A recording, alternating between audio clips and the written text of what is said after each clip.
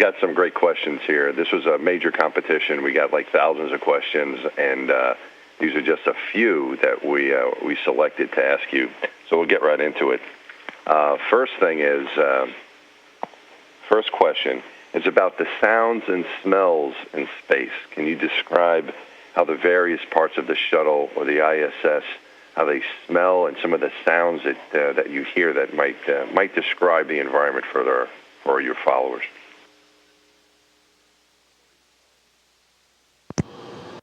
Well, that's a good question, Mike. Obviously, launch is really noisy, but once you're in space, space itself is really quiet, but the inside of the spacecraft is never quiet. It's full of fan noise. Everywhere you go, there's a fan circulating air because there's no convection that on Earth is caused by gravity and temperature differences. There's no convection up here to circulate the air for you. So that's the biggest noise we notice. How about smells, Bob? What do you notice up here? Well, I think one of the most remarkable smells that you notice in space, everything smells relatively similar except for food. And then one other thing, and that second thing is the smell that you smell when you actually go into a place that was recently at vacuum. I've heard it described as ozone-ish, also being attributed to the oxidation of aluminum, but the smell of coming into an area that had just been at vacuum, just been at space, is really unique, and I haven't smelled it any place on the ground, just coming through the hatch or actually coming back in from an EVA. You can smell the EVA crew members or spacewalkers when they come in. They really have a strong smell, the smell of space. Now, I know the both of you guys very well, and between the two of you, there's a lot of brain power.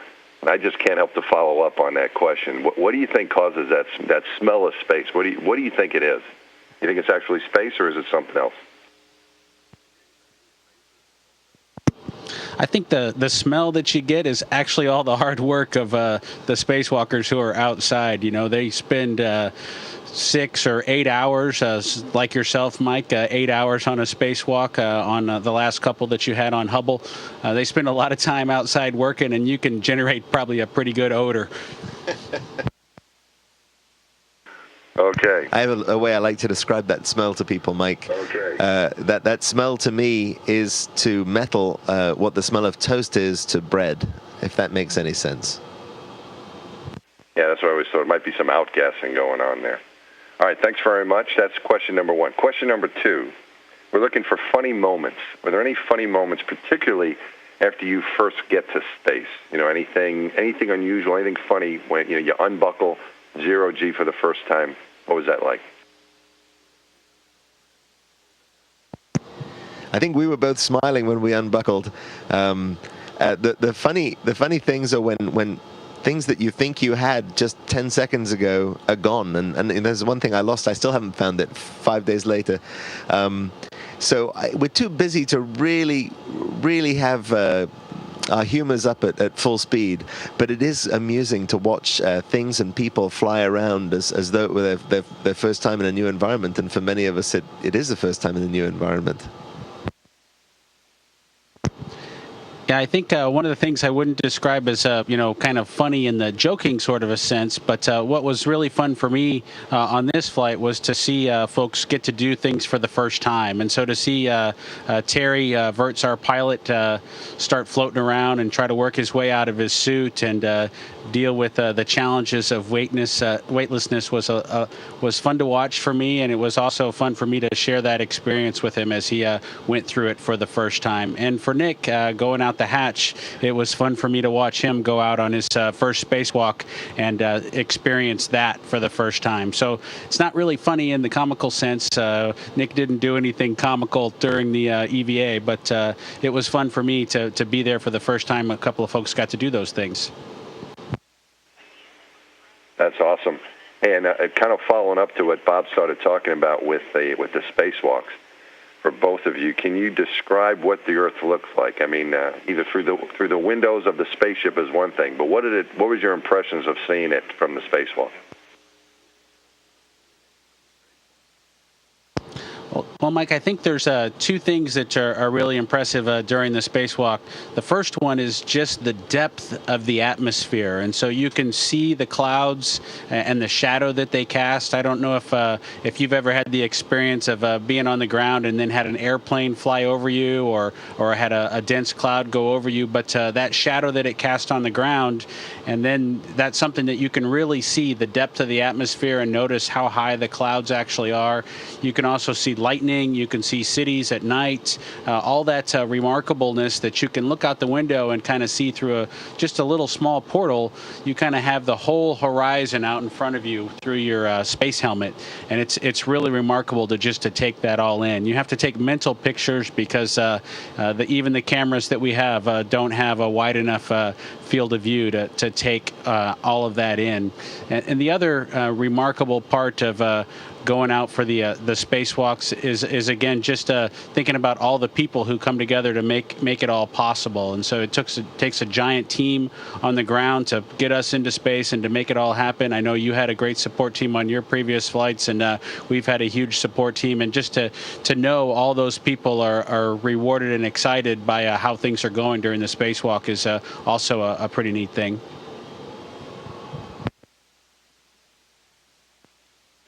Nick, you want to describe your first look at the Earth from the helmet visor?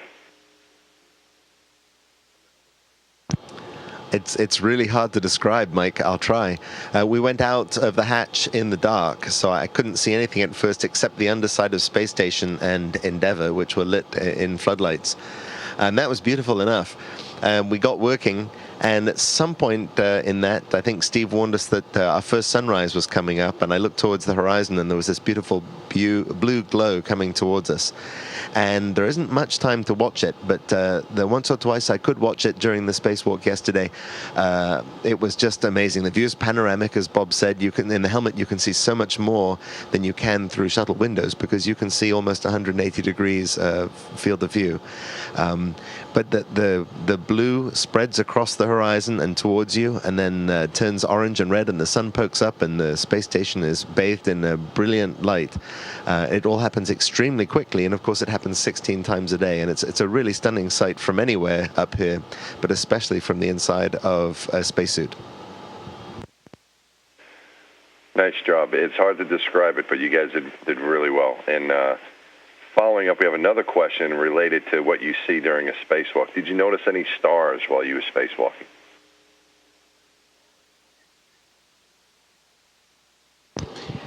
I did see some stars, Mike, but they are so small compared to actually being able to look at the Earth and see the lightning or to see the cities at night. The stars are actually very dim compared to the lit up space station or the space shuttle. We did see a very good view of the moon. And like I said, the cities at night and the lightning show that you get through the atmosphere is just really remarkable. The stars are a little bit tougher to see. You can break out the colors on individual stars, but they're hard to compare to just all you can see on the ground.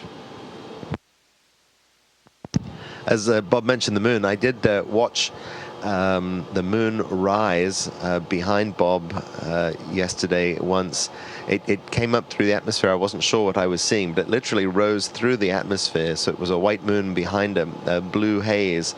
And then all of a sudden it was up in the clear black of space, and I could tell that it really was the moon I'd been looking at. That was really a remarkable thing to see. But I didn't see any stars yesterday. I'll look for them tomorrow. Those great descriptions of what you guys saw out there. You know, it's just an incredible experience, and appreciate you sharing that with us. And like you said, you got a couple more opportunities to make some more memories. So great job on your first EVA, and good luck on the next couple we'll be watching. Onto a slightly different topic now. How are you sleeping? How are your sleep patterns up there, and how are your dreams affected by being in space?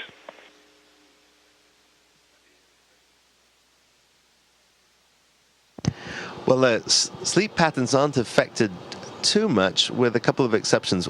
The first is we have a huge, what we call a sleep shift to get here. We needed to launch at 4:30 in the morning Eastern time, And because of the amount of work you have to do when you get to space, it takes about a whole afternoon's worth of work to convert the shuttle into something that's appropriate for living in once you've launched. We needed to make that just after our lunchtime.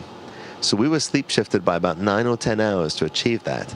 And that took us a week or two really to get comfortable with that huge sleep shift. And we're still roughly on that sleep cycle, sleeping when people in North America are awake, and we're awake when they're asleep. But up here on station, now that we've adapted to that sleep schedule, we're more or less sleeping normally. There just isn't as much time for it as we'd like. For us, Mike, it was like making a trip to Tokyo right before we launched. And we did about 3 days before the launch. We did the equivalent of transferring to almost Tokyo time, Tokyo, Japan. And going through that is going to happen on the other end when we come back. So I'm sure we'll not only be tired from the mission, but we'll be tired from those two big sleep shifts, as Nick described, when we get back. Well, you have plenty of time to catch up when you get back to Earth. Another question now comes from the Los Famosos, and I'm probably mispronouncing that, sixth graders at the Sherman Middle School in Madison, Wisconsin. So this comes from a bunch of sixth graders, so be prepared. They want to know, what do you weigh in space?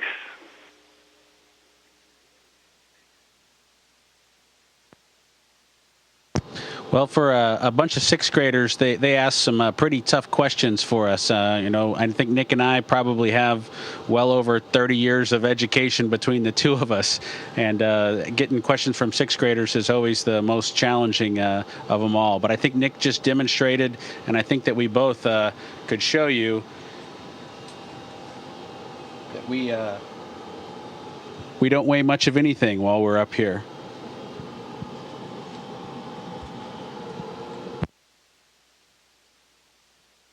Very nice demonstration.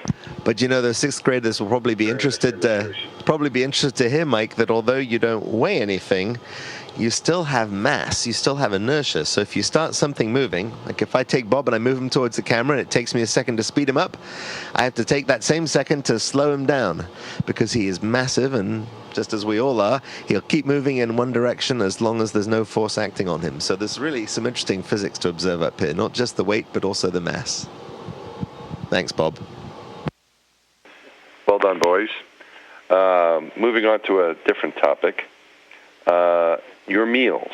We have this. This comes from Chef Casey Wilson, and he or she asks, the chef asks, what your meals consist of, and is there anything specific that you asked to bring up that you're eating that's maybe a little bit different?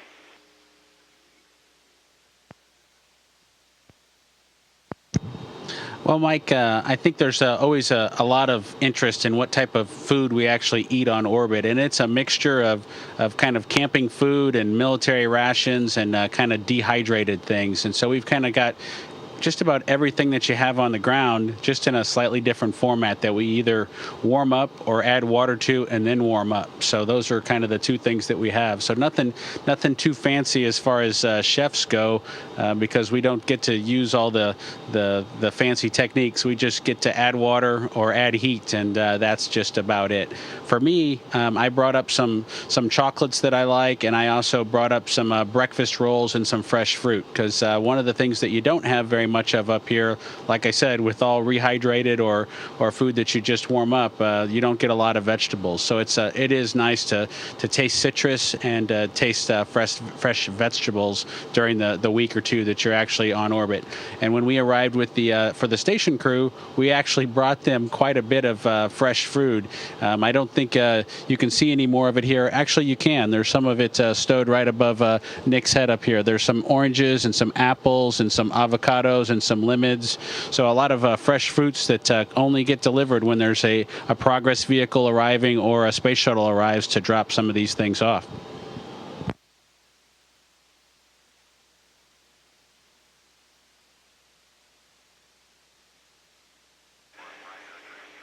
Okay, next question comes from Piotrus007, and they want to know, how long do you prepare for your flight? How long do you guys prepare for your space flight?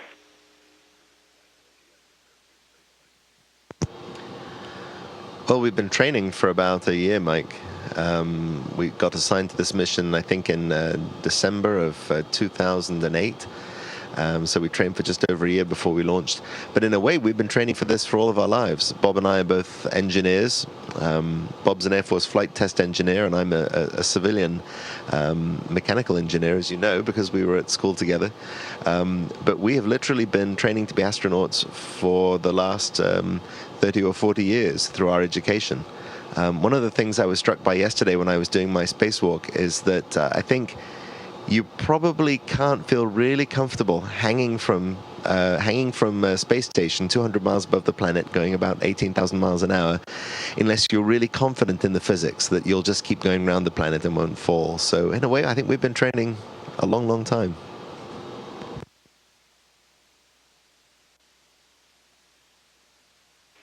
Yeah, all that education that you guys have between you comes in handy. Next question is from Taiwan Mita, and the question is, what types of experiments do you have on board? What experiments are you guys doing? I know you're busy with lots of stuff, but if you have any time for experiments, what are you doing?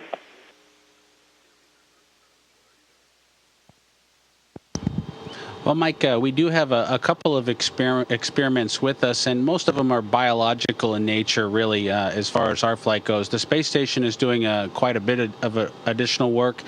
This is an assembly mission to the space station, and so we're primarily focused on that. But the experiments that we have one which is a experiment to actually control viruses, and so we have they're in a contained vessel, and we cycle them through their process, trying to activate them and then deactivate them inside their canister to understand what the effects gravity has on those viruses. We also fly a big freezer. It's called a Glacier, and it keeps biological samples really cold and also allows us to transfer new science materials either to the station or back down from the station. And so just the day that we arrived, I opened up that freezer and exchanged some samples that Jeff Williams, the commander of the space station right now, had on board, and swapped those out. And I know there'll be a large number of blood samples and other samples from the crews that have been on orbit to make sure that they've been healthy and understand the effects of gravity on their health during their 6-month stay on the space station.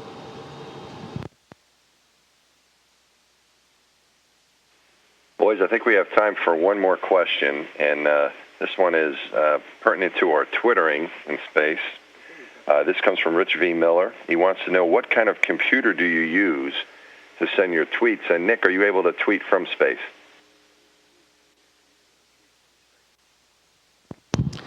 As you know, Mike, I was tweeting every day before we launched, and unfortunately, I haven't had enough time to do much tweeting from up here, although I will send another one out today. When I send a tweet, I have to email it to a colleague on the ground who's agreed to post it for me. But when the folks on the space station here send a tweet, they're able to do it directly via a live computer link with a machine down in mission control. So they're actually able to directly, if somewhat slowly, post their own tweets. And that's something that TJ Creamer, the ISS flight engineer up here now, has just set up with help from colleagues on the ground. So that's a very exciting development for the tweeting community. Well, we know you're busy, Nick, and anything you can send down, I know the folks would be interested in reading eventually. And we're out of time, actually, and I know you guys are busy and have something else to do. It's been a real honor for me to work as your Capcom and to talk to you this evening. It's been a real blast, and you guys look great, and you're doing a great job, and we're all proud of everything you guys are doing. Anything you want to say to wrap up? You want to say hi to anybody, or thank anyone, or what do you got? Closing thoughts for us. Gosh, we're going to thank everybody, but we won't thank everybody. It's a bit like an Oscar speech if you do that. I guess we'd like to thank the people who got us here, our trainers in Houston, and the people at the Neutral Buoyancy Lab who make the underwater training possible, and our flight control team on the ground. Those are the really important groups to thank. I'd like to thank my family, too, for putting up with my, what should we call it, business travel, which can be demanding. And Nick covered the folks that have got us to this point and also been supporting us while we're here on orbit. I'd also like to thank my family and my wife, Megan, who's also a Capcom for some other missions and flew with you, Mike, back to the Space Telescope a little while back. So I'd like to thank her specifically as well. All right, guys, great job. This concludes the event. Good luck with the rest of the mission. We'll be talking with you and looking forward to seeing you on the ground here in about a week's time. Thanks, Mike.